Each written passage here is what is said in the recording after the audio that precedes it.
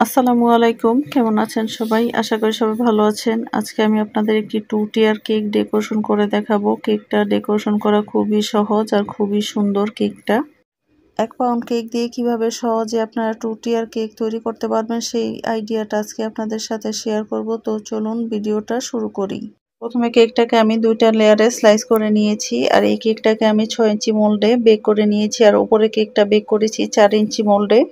1 pound cake দিয়ে আমি 2 টিয়ার কেকটা বানাবো, তো এর জন্য আমি 4 ইঞ্চি মোল্ড আর 6 ইঞ্চি মোল্ড ব্যবহার করেছি। এবার নিচের লেয়ারটাকে আমি ক্রিম দিয়ে কভার করে নিব। প্রথমে কেকের লেয়ারটাতে খুব ভালো করে ক্রিম দিয়ে কভার করে নিতে হবে, সব সাইডে যেন সমান হয় এমনভাবে ক্রিম দিয়ে কভার করে নিতে হবে। এবারে কেকের উপর লেয়ারটা বসিয়ে উপর লেয়ারে খুব ভালো করে সুগার সিরাপ দিয়ে সামান্য পরিমাণে ক্রিম দিয়ে কেকটাকে ক্রাম কোটিং করে নিতে হবে। কেকটাকে ক্রাম কোটিং করে ফ্রিজে রেখে ঠান্ডা করে নিলে কেকটা ফিনিশিং করতে অনেক বেশি ভালো হয়। সেম ভাবে ছোট কেকটাকেও ক্রিম দিয়ে কভার করে নিতে হবে সামান্য পরিমাণ সুগার সিরাপ দিয়ে, তারপর ক্রিম দিয়ে কেকটাকে খুব ভালো করে ফিনিশিং করে নিতে হবে। কেকের লেয়ারটাকে খুব ভালো করে ফিনিশিং করে নিয়েছি। এবার উপরের লেয়ারটা বসিয়ে দিয়ে এর মধ্যে দিয়ে দিব সুগার সিরাপ দিয়ে সামান্য পরিমাণে ক্রিম দিয়ে কেকটাকে আমি ক্রাম কোটিং করে নিব। সেম ভাবে এই কেকটাকে আমি ক্রাম কোটিং করে ফ্রিজে রেখে দিব 30 মিনিটের মতো। এবারে বড় কেকটাকে আমি ফ্রিজ থেকে বের করে নিয়ে ক্রিম দিয়ে কভার করে নিব আর এই কেকটাকে আমি ফিনিশিং করে নিব। কেক ফিনিশিং করার ভিডিওটা আপনাদের সাথে আজকে আর শেয়ার করছি না। কেকের ফিনিশিং করা ভিডিও আমার চ্যানেলে অনেক আছে, চাইলে দেখে নিতে পারবেন।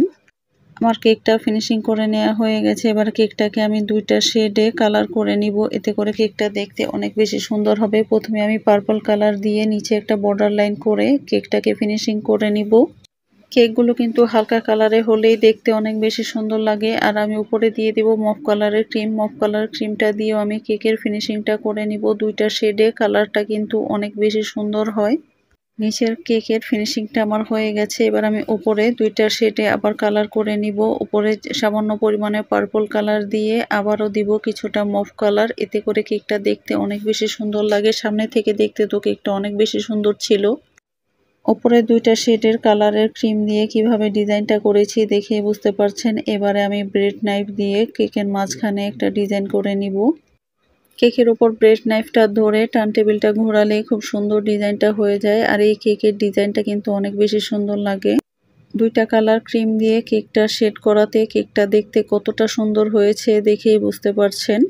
এবারে আমি কেকটাকে ফ্রিজে রেখে দিব 1 থেকে 1.5 ঘন্টার মতো।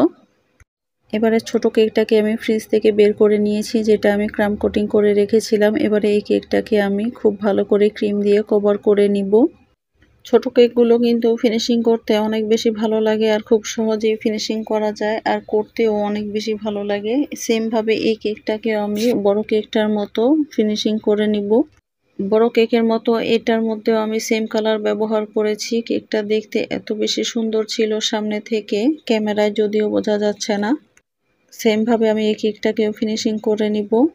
আমার কেকটা কিন্তু ফিনিশিং করে নেওয়া হয়ে গেছে। এবার কেকটাকে আমি 1 থেকে 1.5 ঘন্টার মতো ফ্রিজে রেখে ঠান্ডা করে নিব।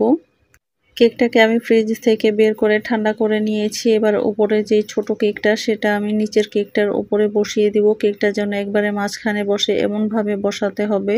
2 টিয়ার বা 3 টিয়ার কেক করার ক্ষেত্রে ফ্রিজে খুব ভালো করে ঠান্ডা করে নিলে কেকের উপর বসালে কেকটা কিন্তু একটু নষ্ট হয় না, তাই অবশ্যই কেকটা ফ্রিজে রেখে ঠান্ডা করে নেবেন।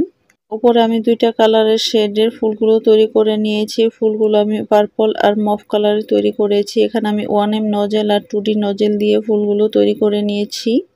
আমার উপরের ডেকোরেশনটা কিন্তু কমপ্লিট হয়ে গেছে। এবার আমি নিচে একটা বর্ডার লাইন দিয়ে দিব। বর্ডার লাইন দিলে কেকটা দেখতে অনেক বেশি সুন্দর লাগে। আর সেম নজেলটা দিয়েই কিন্তু আমি বর্ডার লাইনটা তৈরি করে নিব।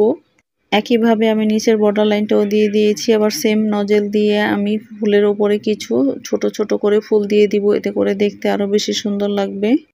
কেকের ফুলগুলোর মাঝে আমি কিছু বড় সাইজের সুগার বল দিয়ে দিব, এতে করে কেকটা দেখতে অনেক বেশি সুন্দর লাগবে। আর পুরো কেকটার মাঝে আমি ছোট ছোট সুগার বলগুলো ছড়িয়ে দিব, এতে করে কেকটা দেখতে আরো বেশি সুন্দর লাগবে।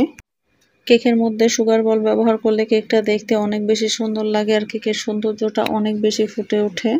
আমার কেকের ডেকোরেশনটা কিন্তু কমপ্লিট হয়ে গেছে। কেকটা দেখতে আপনাদের কাছে কেমন লেগেছে অবশ্যই কমেন্ট করে জানাবেন। ভিডিওটি ভালো লাগলে লাইক কমেন্ট শেয়ার করে সাথেই থাকবেন আর আমাদের পেজটি ফলো করবেন। ইউটিউব চ্যানেল থেকে দেখে থাকলে চ্যানেলটি সাবস্ক্রাইব করবেন। এই রকম সুন্দর সুন্দর কেক অর্ডার করতে চাইলে আমাদের পেজে ইনবক্স করতে পারেন। আজকের মতো বিদায় নিচ্ছি, দেখা হবে পরবর্তী কোনো ভিডিওতে। সে পর্যন্ত সবাইকে আল্লাহ তাআলা ভালো রাখুক, সুস্থ রাখুক। আল্লাহ হাফেজ, আসসালামু আলাইকুম।